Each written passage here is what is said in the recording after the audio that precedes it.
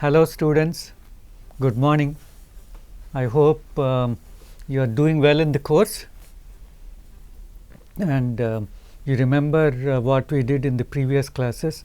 We were looking at the different ways of correcting the stresses, and then we had seen different methods of nonlinear analysis using initial stress and then the tangent stiffness method and so on. And some examples of the bearing capacity calculations were seen in the previous class. And today's class, let's look at the elastic plastic modeling of the soils, because till date, although we had looked at number of different constitutive models, all of them were good and some of them were stress dependent, that they can simulate the influence of both the stiffness and the strength and the confining pressure, but then they were not able to simulate the shear induced dilation or the volume expansion. And at that time itself, we had seen that all the elastic volumetric changes will be only compressive. If your axial strain is compressive, the volumetric strain within the triaxial compression test will also be compressive. And now we are going to look at a new approach to the modeling by introducing the plastic strains. Okay. And this will give us a more capability of simulating the volume expansion and then the strength increase under suppressed dilatancy and so on. See, this is what we had seen. These are the volumetric strains during the triaxial compression test. On the x-axis we have the axial strain, and the y-axis we have the volumetric strains at different confining pressures, and all of them were only compressive at all the different confining pressures.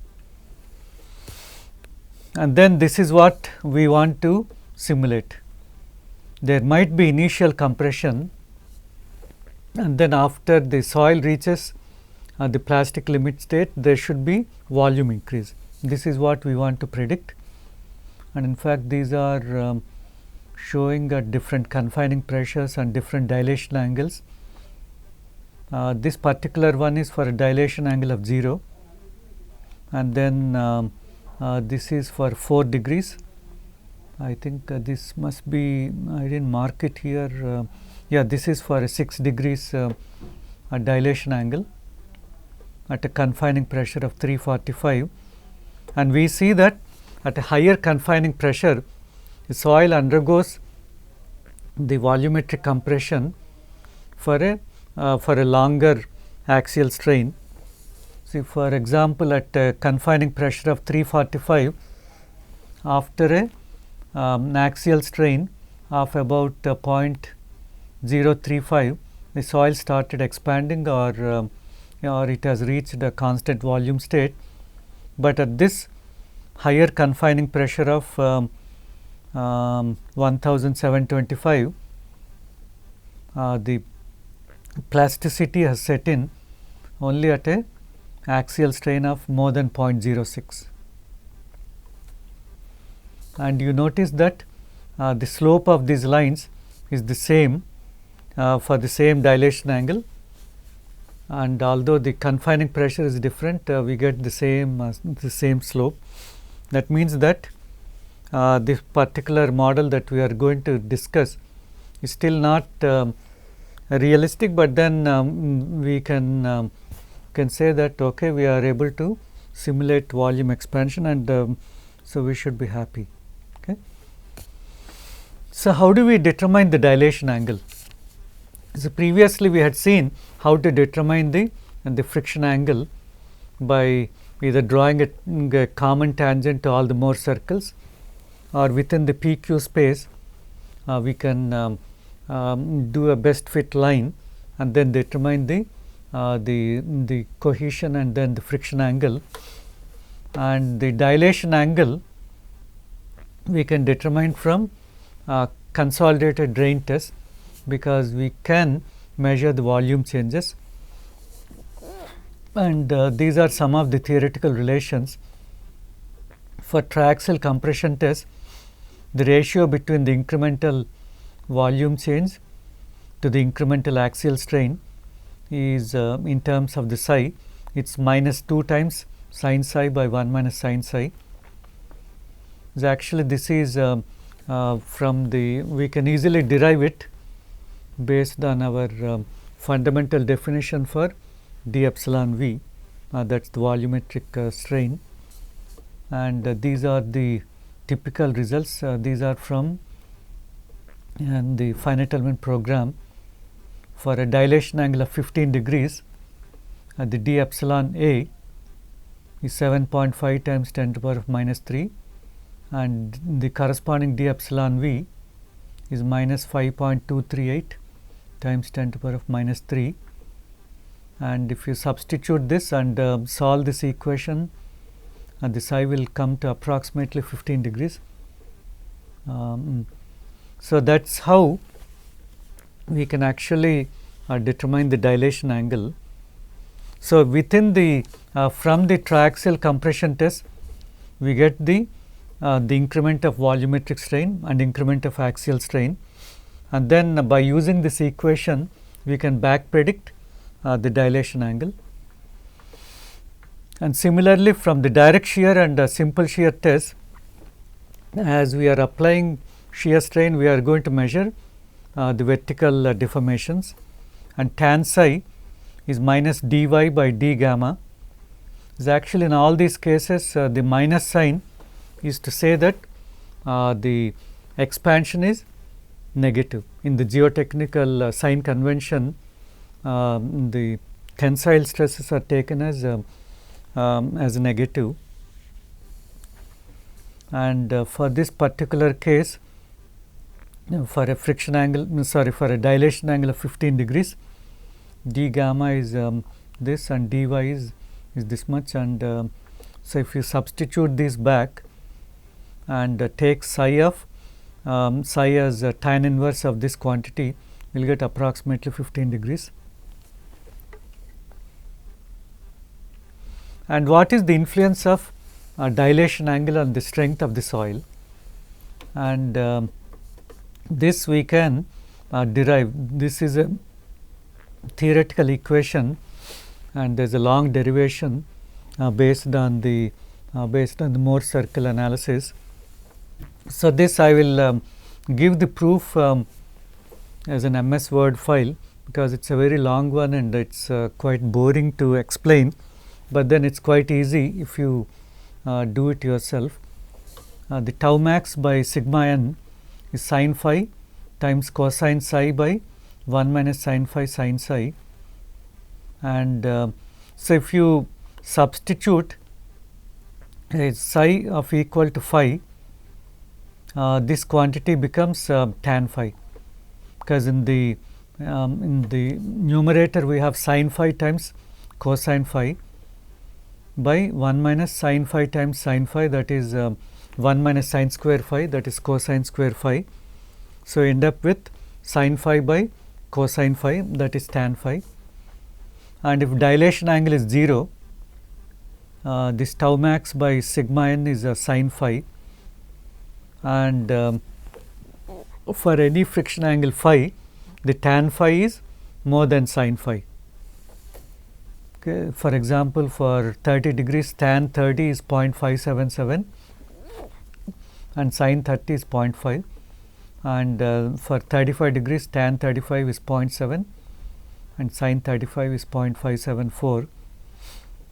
And we see that as the dilation angle is increasing from 0 towards the friction angle, we can will see some increase in the strength, and this effect we can see only in the direct shear and simple shear test, but not in triaxial compression test. Why? Because in the triaxial compression test, the sample is free to expand in one direction. So we will not see the effect of the suppressed dilatancy in the triaxial compression test, whereas in the direct shear and simple shear, we are doing the test in a rigid box, and because of the rigid confinement, the soil has to expand only in one direction, and and that expansion is happening against the applied pressure. So, because of that we will see some increase, and it is easy to demonstrate through finite element analysis, and that I will I'll show you now. Say here this is the plot between the axial strain and the deviated stress for 3 different dilation angles, dilation angle of 0, 10 and 15. For all of them you get the same stress strain response, because the soil is free to expand in the other direction without doing any extra work. Okay. Whereas the stress strain response is the same, but if you look at the volumetric strain response, you get 3 different responses. This is for a dilation angle of 0, this is for 10 degrees, and this is for 15 degrees. And from the slope of these lines we can back predict the dilation angle through the equation that I gave you earlier. Whereas if you look at the simple shear test, see the simple shear test is there are different varieties.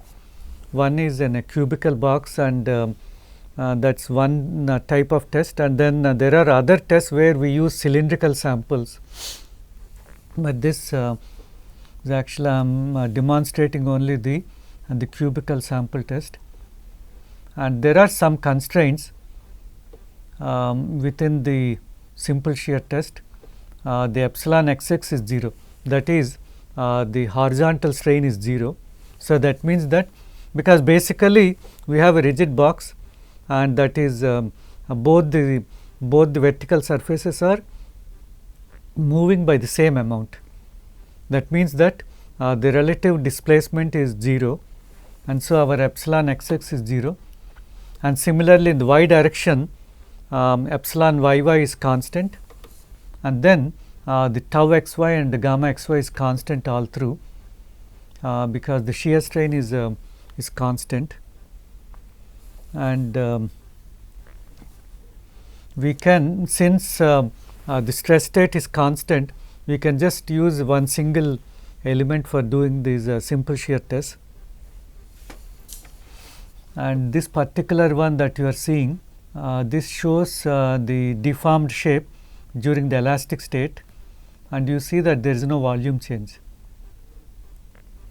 because it is basically it is a pure shear strain, and under a pure shear strain you will only get shear stresses, and you will not get any volumetric strains. Either epsilon xx is anyway 0, epsilon yy is 0, because we are not applying any strain or stress in the y direction.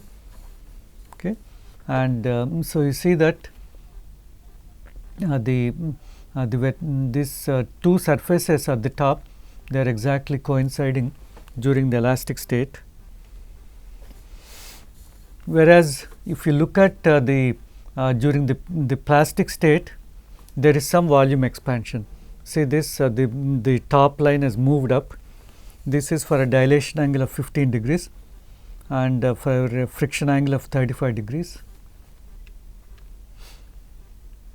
And you see 2 responses for a dilation angle of 0, this is the blue line, and for the red, for a dilation angle of 15 degrees, you see an increased strength, both for the same friction angle of 35 degrees and C of 0. So, you see the effect of dilation. The soil wants to expand, and this expansion is happening against the applied normal pressure.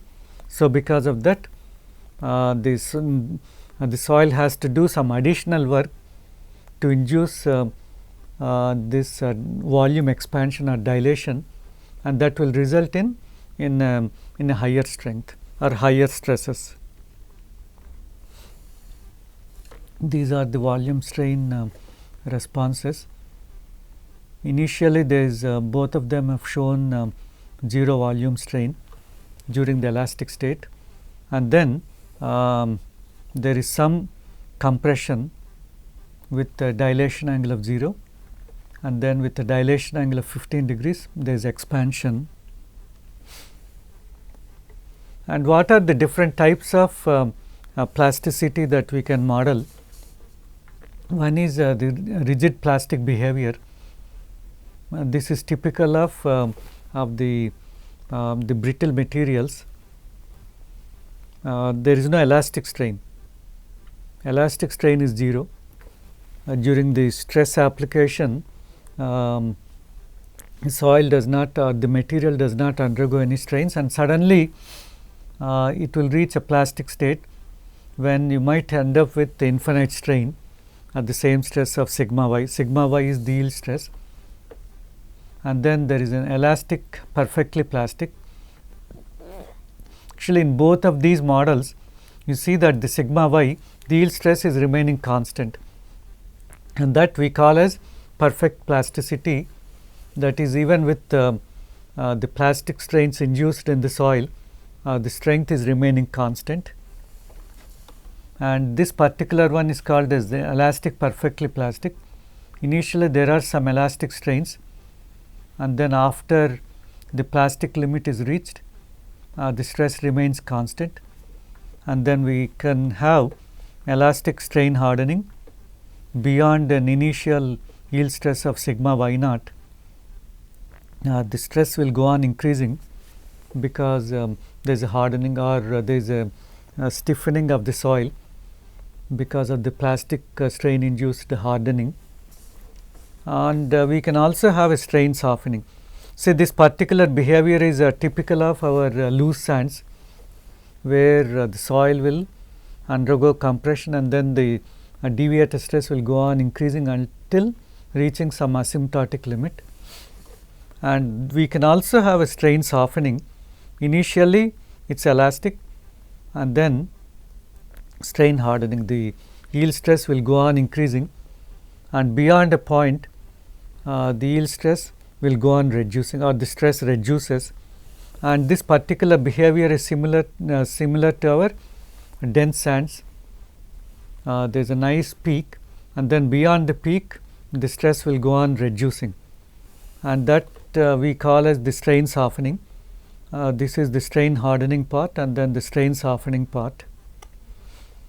And there are different ways of modeling this, and one simple model is, we assume that the increase in the yield stress is proportional to the plastic strains, because normally in a continuum there are different varieties of plastic strains in x direction, y direction, and z direction, and then in the x, y, y, z, and so on. Like, we take a measure, and that I think I am not going to explain in this course because that is too advanced, but there are different varieties of hardening rules. But in this case, in this course, we are going to look at only the perfect plasticity, perfectly elastic plastic materials, where the yield stress remains constant. And let us look at how we can do this analysis. During the elastic state, our stress and strain are related like this. D sigma is d elastic times d epsilon elastic. D is the elastic constitutive matrix, and we can write d epsilon as d inverse of d sigma, and dE is the elastic constitutive matrix formulated either in terms of Young's modulus, Poisson's ratio, or bulk modulus and shear modulus, or the Young's modulus and bulk modulus, and so on, that we have seen earlier. And the elastic strains occur during the elastic phase of the loading, that is when the yield function is less than 0.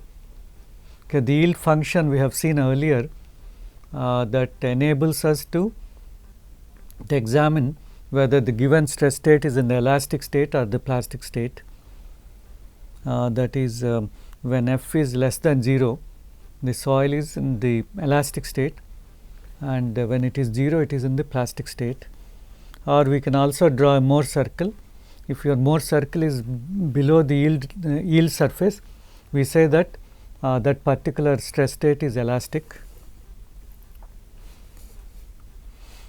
In the PQ space, our yield surface, Mohr Coulomb yield surface is something like this. And so if you plot any stress path, initially we have only normal stresses, and shear stress is 0, Q is 0, and then the stress might increase. Then after reaching here, the stress should move along the yield surface without exceeding the yield surface, okay. And this is the stress increment during the yield surface, along the yield surface. And because this surface is actually our yield surface F, and we can say that F remains constant along this surface, or dF is 0.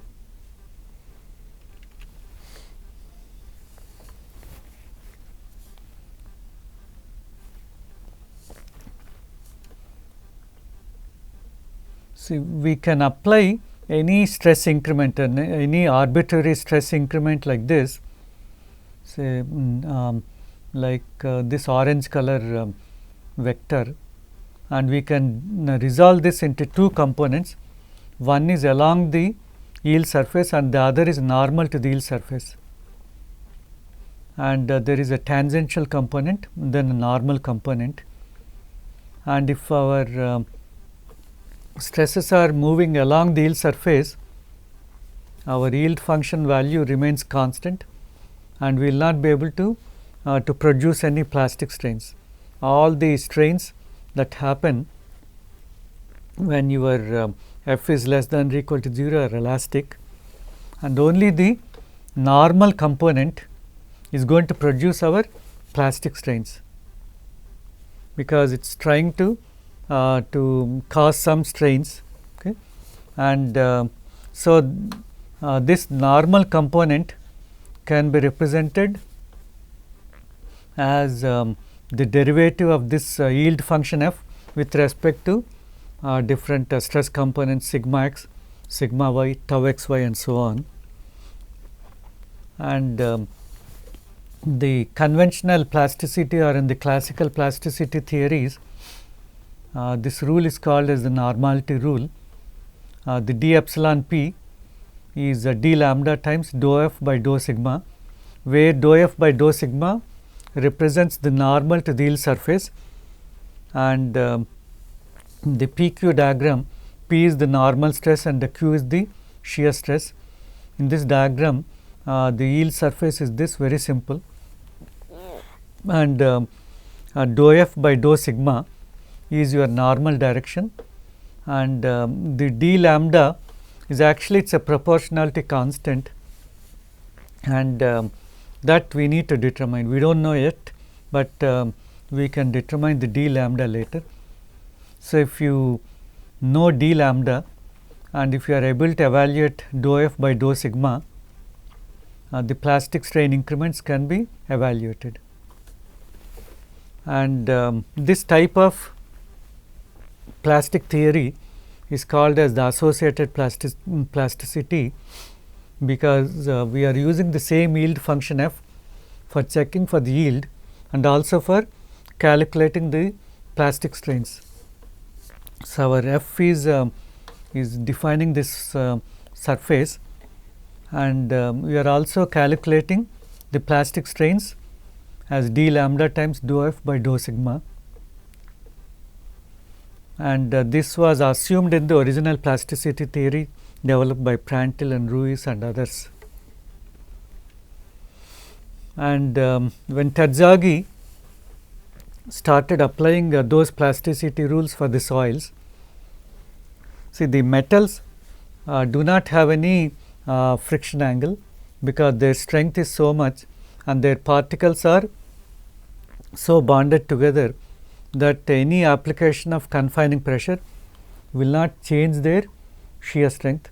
So, for example, you take the cubical samples the cylindrical samples of metal like steel or some other material, and then perform say triaxial compression tests at 3 different confining pressures, we will see that the strength does not change. It's immaterial, it is independent of the confining pressure. So, we will get a horizontal line in the PQ diagram, and so that means that your friction angle is 0. Okay.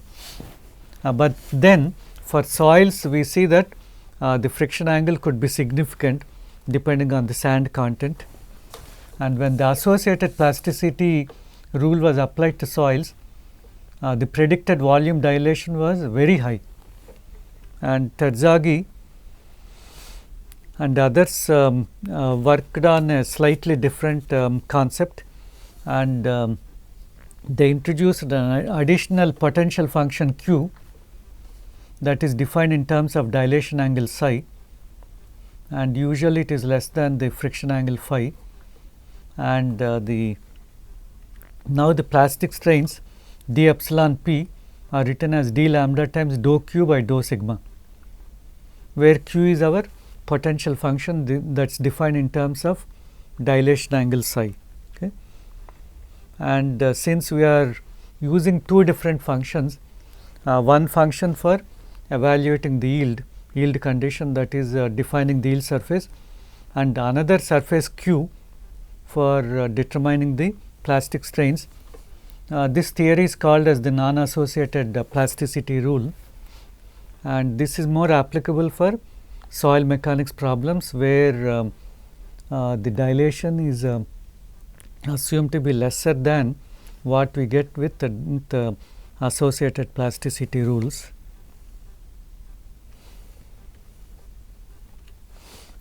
Say for example, our the yield function f was written in terms of sigma 1 and sigma 3 and c and phi like this, and the same form of the function we can use for defining the q, but replace the friction angle phi with the dilation angle psi. Okay. And when phi is psi, the f and q are the same, and we get back our associated plasticity rule. Okay. And we can evaluate the plastic strains in different directions. D epsilon 1 p is d lambda times dou q by dou sigma 1.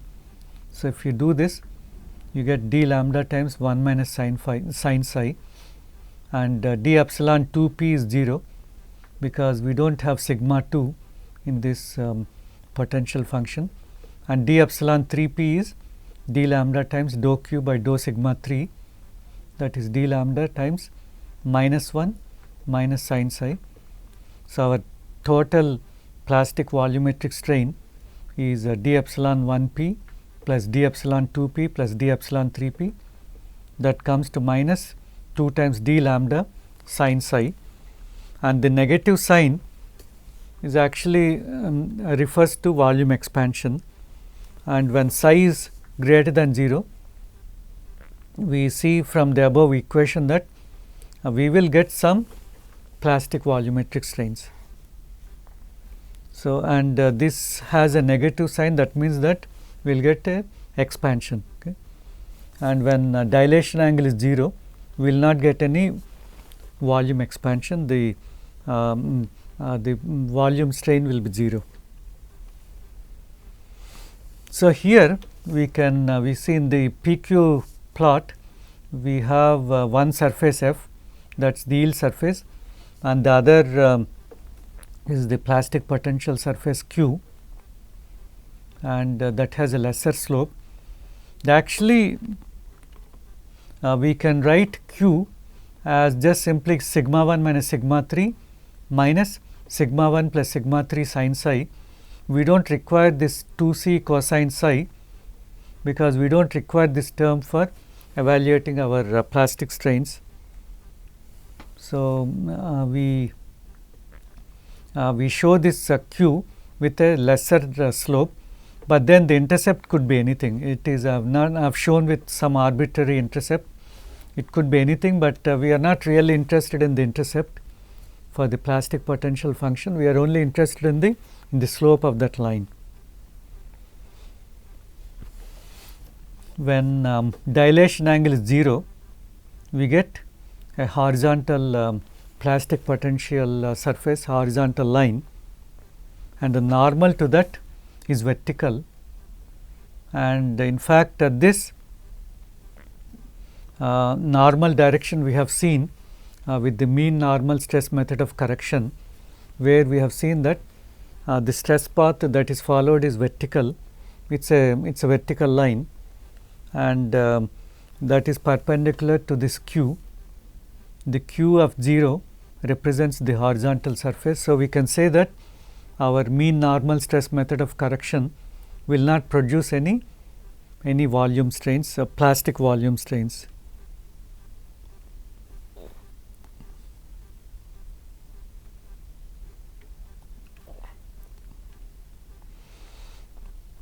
So, we can split the total strain tensor d epsilon as d epsilon E plus d epsilon P, and only the elastic elastic strains will produce some stresses, and the plastic strains do not produce any stresses or the stress increments. And we can write elastic strain increment and the plastic strain increment separately, because we have two separate equations, and then we can get the total strain increment d epsilon as d epsilon E plus d epsilon P. And so, based on this, we can develop an elastoplastic constitutive matrix. And during the plastic flow, d sigma is dEp times d epsilon, and dEp is the elastoplastic constitutive matrix, and d epsilon is d epsilon E plus d epsilon P. And because our plastic strains do not involve any change in the stress state, we can write d sigma as d elastic multiplied by d epsilon minus d epsilon P, because our this is your elastic strain increment multiplied by elastic constitutive matrix is your incremental stresses. And in general, we can write the yield function as actually it should be constant.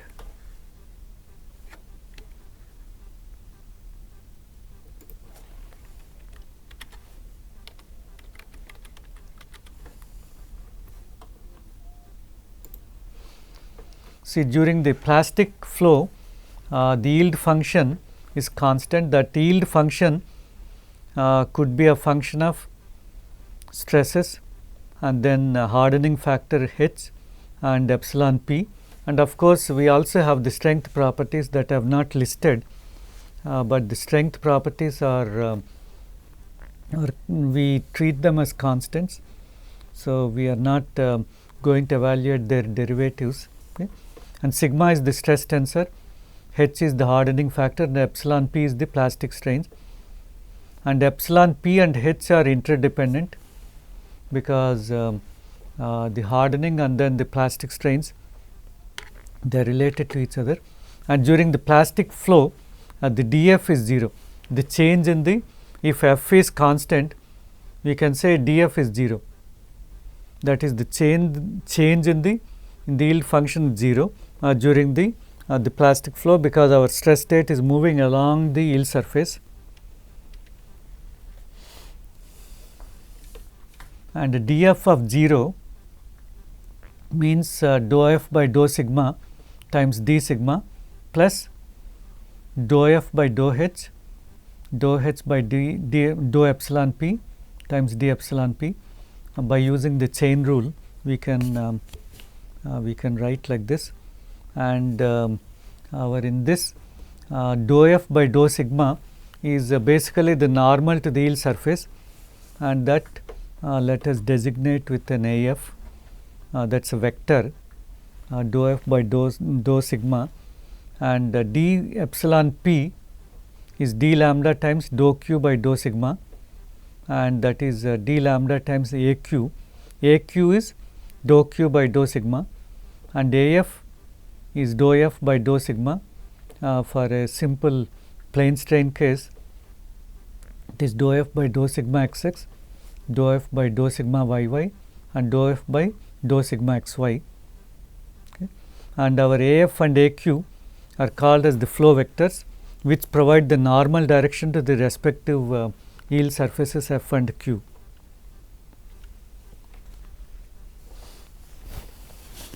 And during the plastic flow, because our F is constant, dF is 0, and we have already written that is AF transpose d sigma plus dou F by dou H by dou epsilon P d epsilon P, and d epsilon P can be written as d lambda times AQ. This is 0, and let us set AF transpose d sigma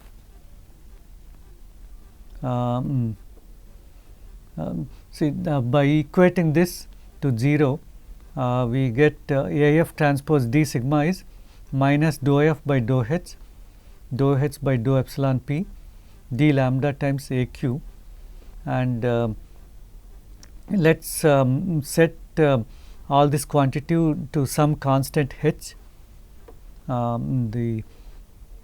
so that our writing becomes more simpler.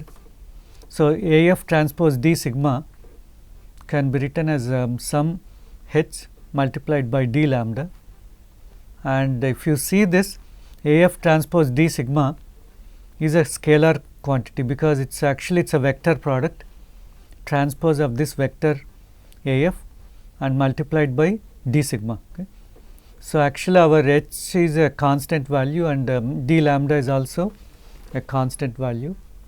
So, that product is equal to AF transpose d sigma, and our this is our consistency equation, dF of 0, okay.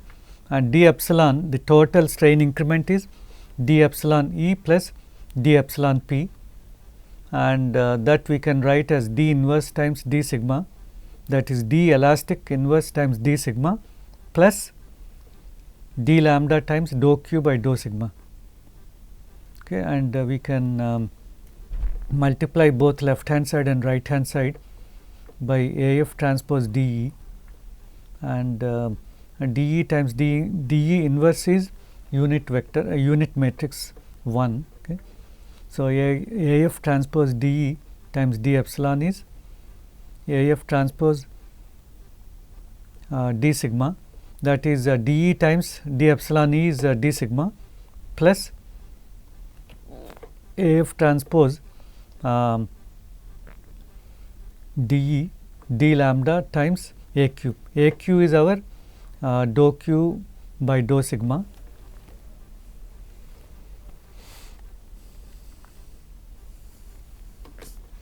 and so we can write this equation as AF transpose DE times d epsilon is AF transpose d sigma plus AF transpose DE d lambda times AQ, and our AF transpose d sigma was earlier written as some constant H multiplied by d lambda.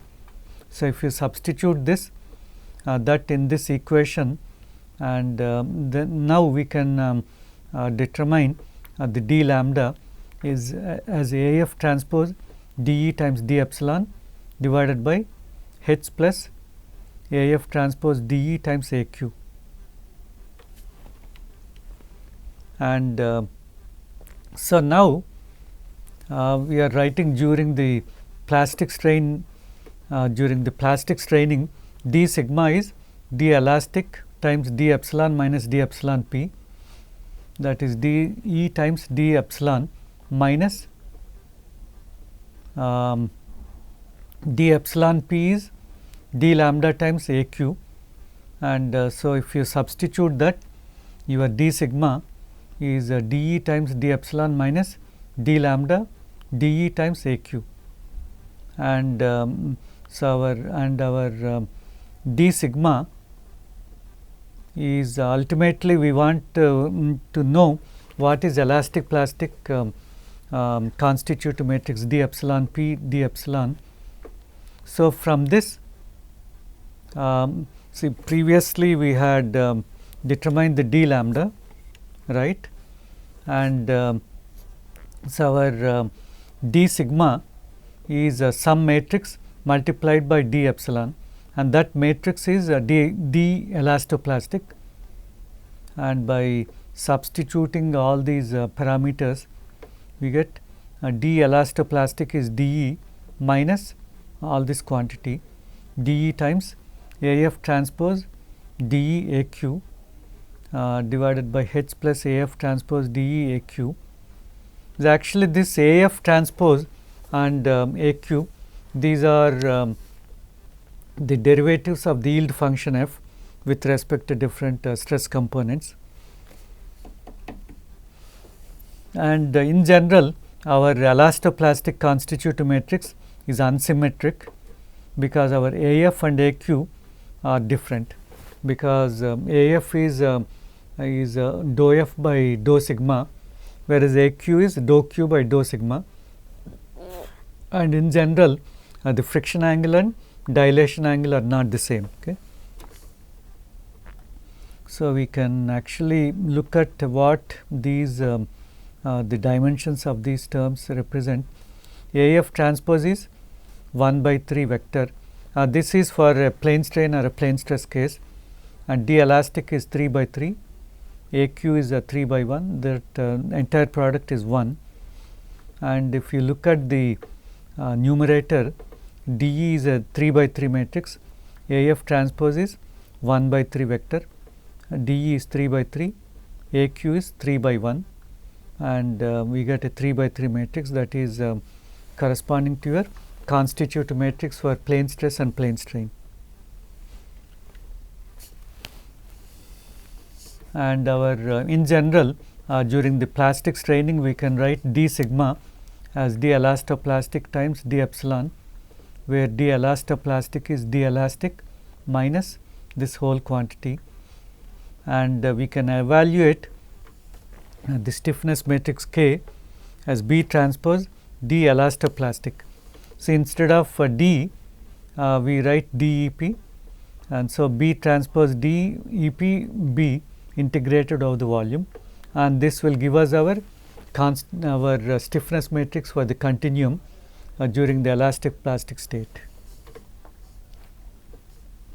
And the stiffness matrix can be formulated using DEP, and when F is less than 0, that is when the soil is in the elastic state, d elastoplastic is just simply dE, and then we need to apply the load in very small increments so that we can follow the stress, we can follow the yield surface, and so but then we cannot always do that, like we apply some arbitrary stress increments, and then it is more preferable to correct the stress state back to the yield surface rather than using very small stress and strain increments. So, if the stress state exceeds the yield surface with F greater than 0, the stresses are corrected back to the yield surface along the flow direction normal to the plastic potential function, and it is something like this. So, actually this is our Mohr circle that has crossed the yield limit, and we have another Mohr circle that is within the yield surface, it is just simply tangent, and if you look at the PQ diagram, that is normal to this Q. Q is our potential function, and our Mohr Coulomb yield surface can be written like this: sigma 1f is 1 plus sin phi by 1 minus sin phi sigma 3 plus 2c cosine phi by 1 minus sin phi, and in terms of stresses we can write like this. And for the axisymmetric case, instead of sigma xx we have sigma rr, and instead of sigma yy we have sigma zz, and instead of having sigma xy, we have sigma r theta r z, okay. And then we have other sigma theta, that is the circumferential stress.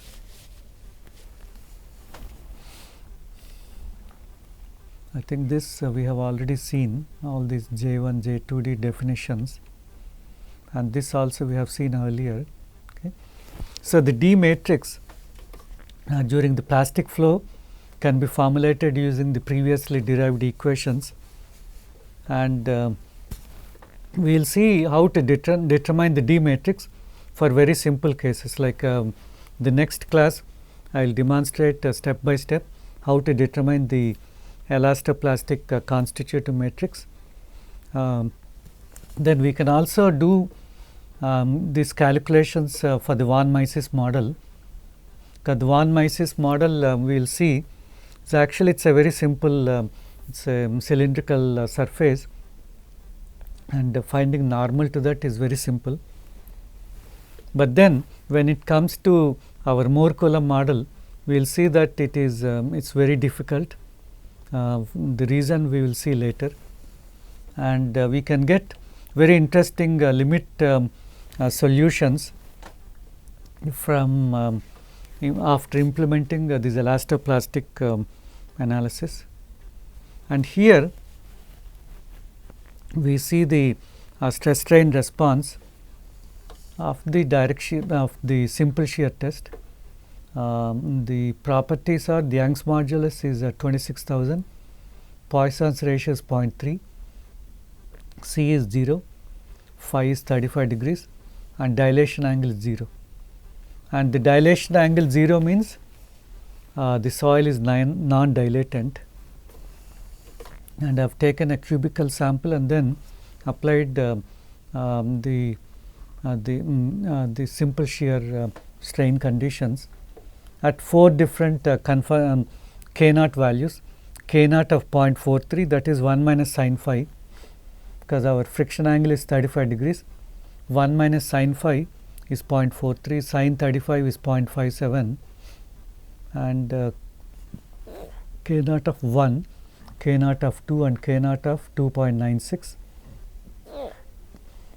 So, all these very high K0 values, what we do is we can initiate them by applying with a dummy Poisson's ratio, as mu is K0 by 1 plus K0, and then when we are doing the shearing, we reset the Poisson's ratio back to 0.3. And so, if you perform the simple shear test, we get very interesting results.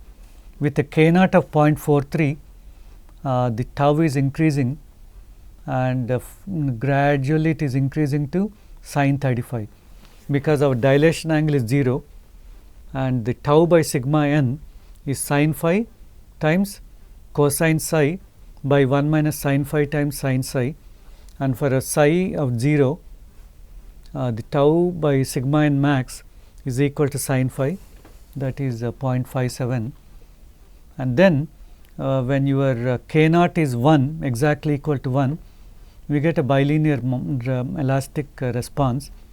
So, with a K0 of less than 1, 0.43, we get a nice curved surface like this, reaching the asymptotic limit.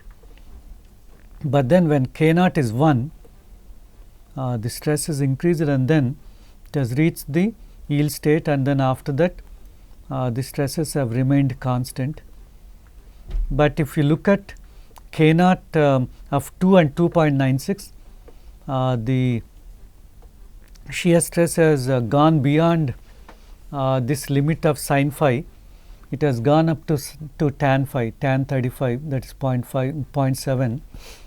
Then after the shear stress has increased beyond your critical state, the shear stress started falling down, and with K0 of 2.96, we get a very nice peak, a curvilinear surface, and then after reaching tan 35, the shear stress will go on decreasing with further increase in the shear strain, and with the K0 of 2, is actually it's another interesting result. The stress has suddenly increased to tan phi level, tan 35 level, and then after that the stresses have fallen down. Then at a very large shear strain, all the 4 responses are corresponding to sin phi, tau by sigma n of sin phi. That is what we discussed as the critical state. At the critical state, both the dense sand and the loose sand, they have the same strength, because all the interlocks have broken, and both behave in a similar manner, because your void ratio tends to the same value at a large critical state. And if you look at the volume strain graphs, you get very interesting results. With a K naught of 0.43, there is volume compression, and with a K naught of 1, there is absolutely no volume change. The plastic straining happened without any volume change. And with a K naught of 2 and 2.96, initially during the elastic state, there is no volume change, and then after the plasticity started, there is a volume expansion, and then at a critical state, the volume has remained constant. And this volume expansion is actually, it is happening for a so called non-dilatant soil with a dilation angle of 0. So that has happened because our initial K naught is very high, and you get when the initial stresses are dispersed, you get volume expansion. That is what we see here, and this is similar to your highly interlocked soil, and as the interlocks are breaking, you get volume expansion. Okay, that is what we see here, as the K naught or the K gradually reduces from K say 2.96 to 0.43, because our strength of the soil is phi, and the K naught of 1 minus sin phi is consistent with the plastic equilibrium. So, it will come back.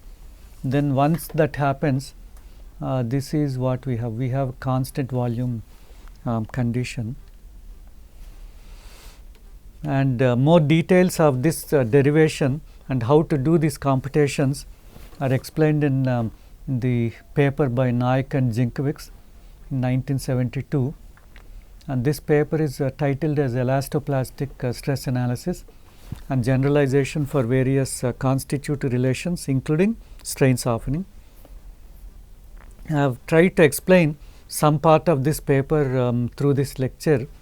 Have not have skipped some mathematical details, because they become too complicated, but then for some simple cases I will do step by step calculations, so that we are not carried away by those complicated mathematical equations. That we will see in the next class. And actually these equations could be very long, and so it is difficult to explain, but if you sit down with that paper and work out all these calculations, they appear to be not so difficult. So, the application of this theory for the bearing capacity problem with a dilation angle of 0 and a dilation angle of 10, we get two different responses. With a higher dilation angle, we get a higher bearing capacity, and that is what we see here. On the x axis we have the bearing pressure, and then the y axis we have the settlement. And with the dilation angle of 10 degrees, there is a nice volume expansion or the ground heaving, and with the dilation angle of 0, you see these arrows are very small compared to the size of the arrows with a dilation angle of 10 degrees. Okay, this is the comparison. On the left hand side we have dilation angle of 10 degrees, on the right hand side we have a dilation angle of 0. And this generalized procedure we can extend to any type of plasticity theories. Some of the classical plasticity theories are Tresca, von Mises, Mohr-Coulomb and Drucker-Prager. Tresca is one of the earliest models in which we say that material starts yielding when the maximum shear stress reaches a particular limit or a critical value, and in the 3-dimensional space we can write this Tresca yield criterion as maximum of sigma 1 minus sigma 2 by 2 or sigma 2 minus sigma 3 by 2 or sigma 3 minus sigma 1 by 2 as k. The k is some yield limit, and actually when we do the triaxial compression test, we plot the Mohr circle and then the radius is defined as the cohesive strength, and this k is similar to our cohesive strength. Okay. And in this Tresca model, the effect of hydrostatic pressure is not considered. The yield strength is not a function of J1. And so, if you plot this in the principal stress space, say if you take a space of sigma 1 and sigma 2, sigma 3 and draw a hydrostatic axis line, and then perpendicular to that we call that as the octahedral plane, and if you plot your Tresca yield surface in the principal stress direction sigma 1, sigma 2, sigma 3, we get a surface something like this. This is on a octahedral plane perpendicular to the hydrostatic axis, and in the 2D space where you have only sigma 1 and sigma 3 and sigma 2 is not considered, we get a more simple shape something like this. And if you have this type of surface, and if I ask you to determine the normal to this yield surface at the corners, how do we do? We have no idea, because we know how to calculate the normal along this vertical surface or horizontal surface or inclined surface, but then at this point it could be infinite. It is there are too many directions we can draw. Okay, that means that we should expect some numerical difficulties. And in the PQ space, our Tresca yield criterion is very simple. It's a line, it's a horizontal line, and we can write sigma 1 minus sigma 3 by 2 as C. The C is the cohesive strength, and the yield function f can be written as sigma 1 minus sigma 3 minus 2C, and there is no friction angle phi, and the C is not a function of hydrostatic pressure. Whatever may be the hydrostatic pressure, the strength of the soil is not going to change. Okay. And in this particular case, both dilation angle and friction angle are 0. We can say it's an associated plasticity rule, but then it's a misleading one, because we will not get any plastic volumetric strains because our dilation angle is 0. Okay. And we see that the effect of sigma 2 is absent. We do not have the effect of the intermediate principal stresses sigma 2. So, this particular Tresca yield criterion is good for 2D or axisymmetric problems. And as we discussed earlier, we can plot this Mohr circle and without exceeding the yield limit, either in the compression space or in the tension space. So, we require some control on the tensile stresses. So, whenever you develop two very large tensile stresses, we need to correct the stresses so that we end up in the compression space. The Mohr-Coulomb yield surface is something like this. This is in terms of C and phi, and the yield function f can be written like this. And if you substitute friction angle phi of 0, we get back our Tresca yield criterion. So, the Mohr Coulomb yield surface with a phi of 0 is nothing but the Tresca yield criterion, and the octahedral plane, if you plot the Mohr Coulomb yield surface, it will be something like this. It is actually the shape is correct, but then it's only approximation, and if you want a more exact one, you refer to any textbook, any good textbook. But it's basically it's a hexagonal shape, because you have 1, 2, 3, 4, 5, 6 surfaces. Even for Tresca we had 6 surfaces, but then that's a regular hexagon, and this is hexagonal. It is not exactly hexagon. And von Mises theory is actually the octahedral shearing stress is used, and basically we can say the yield function f is a square root of j2d minus k, where k is some constant, and j2d is our second invariant of the deviator stress tensor. And this von Mises flow rule was used in the metal plasticity theories, and it's not really applicable for geotechnical problems, but it is by experience they have seen that this model is good for undrained problems. And the C and K, they are not directly related to each other, they are somehow related to each other, that we need to find a relation that we will see later.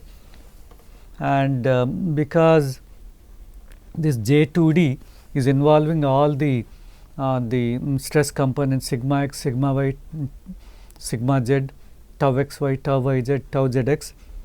So, this von Mises theory can be applied for 3D problems, whereas the Mohr Coulomb model and Tresca, they are only good for 2-dimensional problems, either plane stress, plane strain, or axis symmetric, but not for 3D, because we do not have the sigma 2.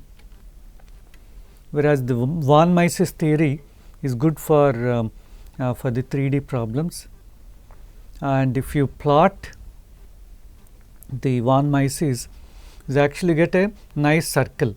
It's a circular surface on the octahedral plane, and circle means it's a smooth surface, so we can easily draw the normal to this von Mises surface. And the Drucker-Prager theory is a slight extension of the von Mises, and